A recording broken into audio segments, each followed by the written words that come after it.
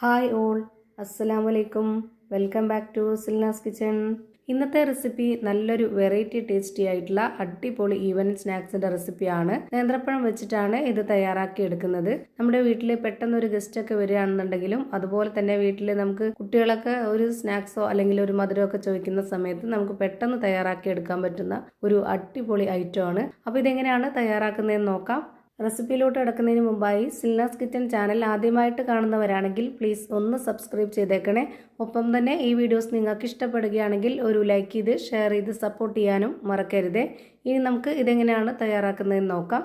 ഇതിനായി ആദ്യം തന്നെ നന്നായി പഴുത്തിട്ടുള്ള 3 നേന്ത്രപ്പഴമാണ് എടുത്തിട്ടുള്ളത്. ചെറുതായതുകൊണ്ടാണ് 3 എടുത്തിട്ടുള്ളത്. ഞാൻ ഉണ്ടാക്കിയെടുക്കുന്ന ഈ ഒരു പലഹാരത്തിന്റെ കണക്കനുസരിച്ചാണെങ്കിൽ വലിപ്പമുള്ള നേന്ത്രപ്പഴമാണെന്നുണ്ടെങ്കിൽ 3 എടുക്കണ്ട, 2 എടുത്താൽ മതി. ചെറുതായതുകൊണ്ടാണ് ഞാനിവിടെ 3 എടുത്തിട്ടുള്ളത്. ഇനി ഇതിന്റെ തൊലിയെല്ലാം കളഞ്ഞതിന് ശേഷം ഇത് ചെറുതായിട്ടൊന്ന് കട്ട് ചെയ്തെടുക്കാം. പഴുപ്പ് കുറഞ്ഞ പഴമാണെന്നുണ്ടെങ്കിലും അതുപോലെ നല്ല പോലെ പഴുത്ത് കുഴഞ്ഞു പോയ പഴമാണെന്നുണ്ടെങ്കിലും ഇതിന്റെ പരുവം തെറ്റും. അതുകൊണ്ട് ഒരു മീഡിയം പഴുപ്പുള്ള പഴം എടുക്കുന്നതായിരിക്കും കൂടുതൽ നല്ലത്.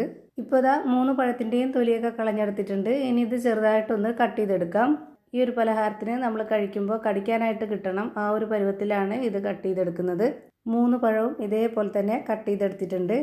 ഇനി ഇതൊന്ന് മാറ്റി വെച്ചേക്കാം. അടുത്തതായിട്ട് ഇതിലേക്ക് ഒരു കൂട്ട് തയ്യാറാക്കാനുണ്ട്. അതിനായിട്ട് ഒരു ബൗൾ എടുത്തിട്ട് അതിലേക്ക് 2 കോഴിമുട്ട പൊട്ടിച്ചൊഴിച്ചു കൊടുക്കുന്നുണ്ട്.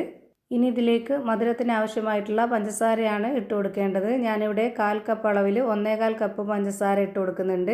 ഇത് അത്യാവശ്യം മധുരത്തിൽ ചെയ്തെടുക്കുന്ന പലഹാരമാണ്, അതുകൊണ്ട് തന്നെ നല്ല ടേസ്റ്റുമാണ്. ഇനിയിപ്പം മധുരം വേണ്ടാത്തവർക്ക് അതിനനുസരിച്ച് കുറച്ചിട്ട് ചെയ്യാവുന്നതാണ്. ഇനി ഇതിലേക്ക് നല്ലൊരു മണത്തിന് വേണ്ടി ഒരു 3 ഏലക്ക ഇട്ട് കൊടുക്കാം. അതിനുശേഷം ഇതിലേക്ക് 1 സ്പൂൺ അളവിൽ നെയ്യ് ഒഴിച്ചു കൊടുക്കുന്നുണ്ട്. ഉരുകിയ നെയ്യാണെന്നുണ്ടെങ്കിൽ 2 സ്പൂണോളം ഒഴിച്ചു കൊടുക്കാം. ഉരുകാത്ത കട്ടിയായിട്ടുള്ള നെയ്യായതുകൊണ്ടാണ് 1 സ്പൂൺ ഒഴിച്ചു കൊടുത്തിട്ടുള്ളത്. ഇനി ഇതിലേക്ക് 2 ടേബിൾ സ്പൂൺ അളവിൽ പാൽപ്പൊടി ഇട്ട് കൊടുക്കാം. അതിനുശേഷം ഈ ഒരു മധുരത്തിനെ ബാലൻസ് ചെയ്യാനായിട്ടുള്ള ഉപ്പും കൂടെ ഇട്ട് കൊടുക്കുന്നുണ്ട്. എന്നിട്ട് ഇതുപോലെ ഒരു വിസ്ക് വെച്ചിട്ട് നന്നായിട്ടൊന്ന് ഇളക്കിയെടുക്കാം. പാൽപ്പൊടി മുട്ടയായിട്ട് കട്ട കെട്ടാത്ത രീതിയിൽ നന്നായിട്ട് ഇളക്കിയെടുക്കണം. ഇതുപോലെ നന്നായിട്ട് ഇളക്കിയെടുത്തതിന് ശേഷം പിന്നെ അതിലേക്ക് വേണ്ടത് പാലാണ്. തേങ്ങാപ്പാലോ പശുവിൻ പാലോ ഏതായിരുന്നാലും കുഴപ്പമൊന്നുമില്ല.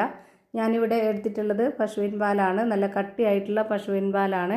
250 ml കപ്പിൻ്റെ അളവിൽ 1/4 കപ്പ് ഇതിലേക്ക് ഒഴിച്ചു കൊടുക്കുന്നുണ്ട്. ഇതാണ് ഇതിൻ്റെ കണക്ക്. ഇതിലേക്ക് ഇനി വേറെ വെള്ളത്തിൻ്റെ ആവശ്യമൊന്നുമില്ല. നമുക്കിത് നന്നായിട്ട് ഇളക്കി കൊടുത്തതിന് ശേഷം പിന്നെ ഇതിലേക്ക് വേണ്ടത് തേങ്ങ ചിരകിയതാണ്. ഞാനിവിടെ 1/4 കപ്പ് അളവിലാണ് ഇട്ട് കൊടുക്കുന്നത്. ഇനി അടുത്തതായിട്ട് ഇതിലേക്ക് വേണ്ടത് റവയാണ്. 1/4 കപ്പ് റവയാണ് ഞാനിപ്പോൾ ഇതിലേക്ക് ഇട്ട് കൊടുക്കുന്നത്. വറുത്ത റവയാണ് ഇതിലേക്ക് ഇട്ട് കൊടുക്കേണ്ടത്. 250 ml കപ്പിൻ്റെ അളവിൽ 1/4 കപ്പ് റവയാണ് ഇതിലേക്ക് ഇട്ട് കൊടുത്തിട്ടുള്ളത്. എന്നിട്ട് ഇതുപോലെ വിസ്ക് വെച്ചിട്ട് ഒന്നുകൂടി നന്നായിട്ട് ഇളക്കി യോജിപ്പിച്ചെടുക്കാം. ഇതുപോലെ നന്നായി ഇളക്കി കൊടുത്തതിന് ശേഷം പിന്നെ നമുക്ക് ഇതിലേക്ക് ആ ഒരു കട്ട് ചെയ്ത് വെച്ചിട്ടുള്ള പഴവും കൂടെ ഇട്ട് കൊടുത്തിട്ട് ഒന്നുകൂടി ഇളക്കി യോജിപ്പിച്ചെടുക്കാം. ഈ റവ കുതിർന്ന് വരാനായിട്ട് ഒരു 10 മിനിറ്റ് നേരം റെസ്റ്റ് ചെയ്യാൻ വേണ്ടി വെക്കണം. അപ്പോൾ ഇതിൻ്റെ പരുവം ഒന്നുകൂടി നല്ല കറക്റ്റായി കിട്ടും. 10 മിനിറ്റിന് ശേഷം പിന്നെ നമുക്കിത് വേവിച്ചെടുക്കാം. അതിനായിട്ട് സ്റ്റവിലേക്ക് ഒരു പാൻ വെച്ച് കൊടുത്തിട്ട് ഫ്ലെയിം ഓണാക്കി കൊടുക്കുക. ലോ ഫ്ലെയിമിലാണ് വെച്ച് കൊടുത്തിട്ടുള്ളത്. എന്നിട്ട് നെയ്യൊന്ന് സ്പ്രെഡാക്കിയതിന് ശേഷം അതിലേക്ക് ഈ ഒരു മിക്സ് മുഴുവനായിട്ടും ഒഴിച്ചു കൊടുക്കണം. ഇതിൻ്റെ ആ ഒരു പഴം എല്ലാ ഭാഗത്തും ഒരുപോലെ കിടക്കാനായിട്ട് ഇതുപോലെ ഒന്ന് ഇളക്കി കൊടുക്കുന്നുണ്ട്. എന്നിട്ട് ഇതുപോലെ അടപ്പ് വെച്ചിട്ടൊന്ന് അടച്ചു വെച്ച് കൊടുക്കാം. ഒരു 20 മിനിറ്റ് നേരം ഒരു സൈഡ് വേവാനായിട്ട് വെച്ചിരിക്കുക. ലോ ഫ്ലെയിമിലാണ് വെച്ചിട്ടുള്ളത്. എത്ര സമയമാണോ വേവാനായിട്ട് എടുക്കുന്നത് അത്രയും സമയം വരെ ലോ ഫ്ലെയിമിൽ തന്നെ വെച്ചിരിക്കുക. ഇപ്പോൾ ഇതിൻ്റെ ഒരു സൈഡ് വെന്ത് കിട്ടിയിട്ടുണ്ട്. ഇനി മറ്റേ സൈഡ് ഒന്ന് വേവിച്ചെടുക്കാനായിട്ട് ഞാനിതുപോലെ വേറൊരു പാനിൽ നെയ്യ് സ്പ്രെഡാക്കിയതിന് ശേഷം അതൊന്ന് തിരിച്ചിട്ട് കൊടുത്തിട്ട് ഒരു 5 മിനിറ്റ് നേരത്തേക്ക് കുക്ക് ചെയ്തെടുത്തിട്ടുണ്ട്. അങ്ങനെ ഇപ്പോൾ ഇതിൻ്റെ 2 സൈഡും ഒരുപോലെ വെന്ത് കിട്ടി. ഇനി നമുക്ക് ഇഷ്ടമുള്ള വലിപ്പത്തിൽ ഇഷ്ടമുള്ള ഷേപ്പിലൊക്കെ ഇത് കട്ട് ചെയ്ത് കഴിക്കാവുന്നതാണ്. അപ്പോൾ ഇതാ ഭയങ്കര സോഫ്റ്റ് ആയിട്ടുള്ള വെറൈറ്റി ആയിട്ടുള്ള നേന്ത്രപ്പഴം കൊണ്ടുള്ള ഒരു അടിപൊളി പലഹാരം റെഡിയായി കിട്ടി. എത്ര കഴിച്ചാലും മതി വരില്ല. ഒരു തവണ ഉണ്ടാക്കി കഴിഞ്ഞാൽ പിന്നെ വീണ്ടും വീണ്ടും ഉണ്ടാക്കി കഴിക്കാൻ വേണ്ടി തോന്നും. ഇതിൻ്റെ അകം എങ്ങനെയാണ് ഇരിക്കുന്നതെന്ന് അറിയാനായിട്ട് ഞാനിവിടെ പൊട്ടിച്ച് കാണിക്കുന്നുണ്ട്. അപ്പോൾ ഇത്രയേ ഉള്ളൂ ഇന്നത്തെ വീഡിയോ ഇഷ്ടമായാൽ ലൈക്ക് ചെയ്യാനും കമൻറ്റ് ചെയ്യാനും ഷെയർ ചെയ്യാനും മറക്കരുത്.